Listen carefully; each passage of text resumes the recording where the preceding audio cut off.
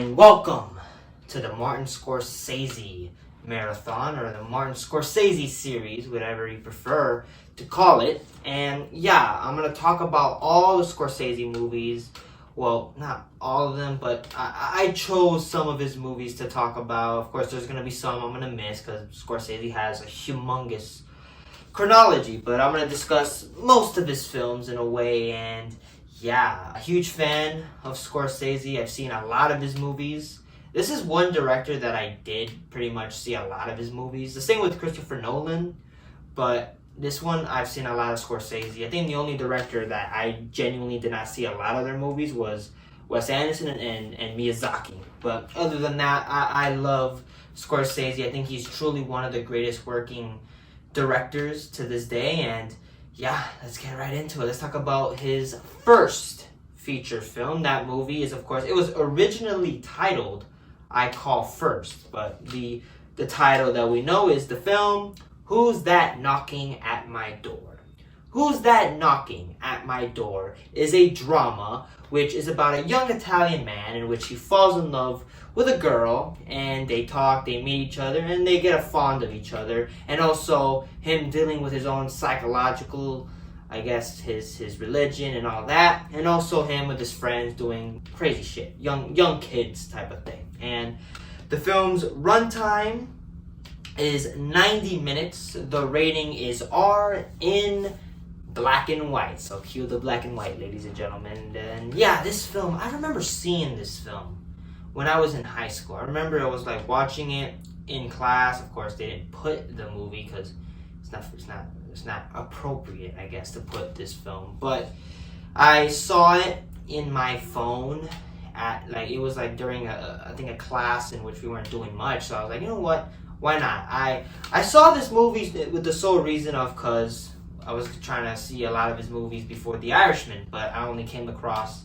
maybe like 3 movies, and I was like, I wasn't really trying to see all those movies, but I'm gonna try to attempt a second time.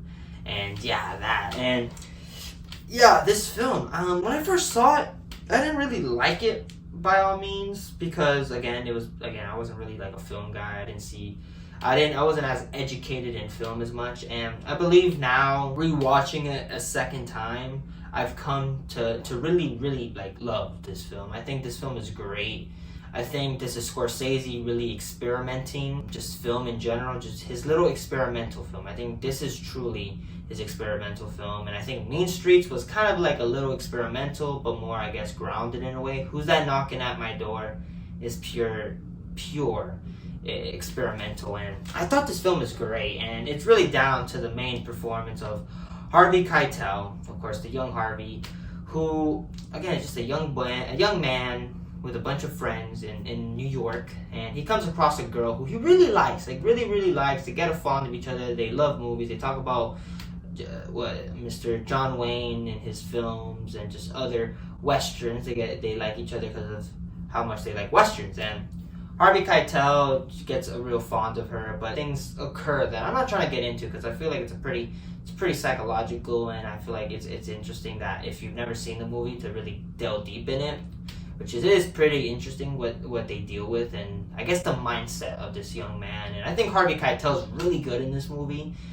a really good performance by him, very young too in this film, and of just, I guess, a man who's very has his standards, and it's mostly religious, where, again, I'm not trying to get right into it, but I'll say something happens with the lady that she kind of loses her, I guess, purity in a way where something happens to her where you understand, like, okay, you understand what happened, but Harvey Keitel doesn't see it that way. She sees it as, okay, man, you're broad now. And yeah, I think Harvey Keitel is a very complicated person with idea. Like, he's a cool person. Like, the character itself, you can get along with him. You know, he loves movies, he loves all these things, but it's really down to just like little things like women and their purity that really got him. And yeah, I think Harvey Keitel is a really good and plays a really conflicted person very well. The girl too, she's really good, where again you kind of see where she's coming from in a way. You kind of understand what happened to her, and it's like, okay, especially nowadays where we are now and in time and all that, you're kind of like, okay, it's not her, it's something bad. And Harvey Keitel doesn't see it that way. But I think that she did a pretty damn good job, where in a way she wants support in a way for the thing that happened to her, and it's very difficult. And I think she did a really good performance, and all the actors, again, really relatively unknown, did a pretty good job. Direction by Scorsese is really good for, again, his young age. He is very experimental with the camera work, and just there's a lot of style. This film is pretty gnarly in a way. There's a lot of things where I look at this one, like, I'm trying to understand it in a way, but I believe this is a movie that I guess you gotta look into it more than usual. And yeah, Scorsese's direction is very experimental, really good. The writing, though, is really good. The dialogue, I mean, there's some dialogue that just makes me laugh. I mean, there's like a specific dialogue where he's like, "Why do you call him Gaga?" Because he's an idiot. It's like, wow, that's such a random part of dialogue, but it was really good. But also, this is a very well written film with characters and story, and I get the chemistry between the two is really good. But again, just that conflict between Harvey Keitel and his true beliefs and all, and this film is very well written. The chemistry between the two is really good. You like the characters together. They bond very well, and it's just a really good romance of just genuine love. Like, they love each other. But Harvey Keitel, in his way, has just this strong belief, man, a really strong belief in his, I guess, his standards, and it's kind of sad because, like, they're so good together, like, amazing together in a way. They love westerns. They talk about just things in general. They just really bond, and it's just sad that his state of mind and just the psychology of it all, of purity, and it's just sad in a way. But I guess you understand the standards, but it's really like over the top in a way where it's like, geez, like, I get it. Like, she's not a virgin, but like, you kind of understand what. It's hard to talk about. I mean, this is such an old movie, so I guess I'll discuss it. She gets raped pretty much by this guy, and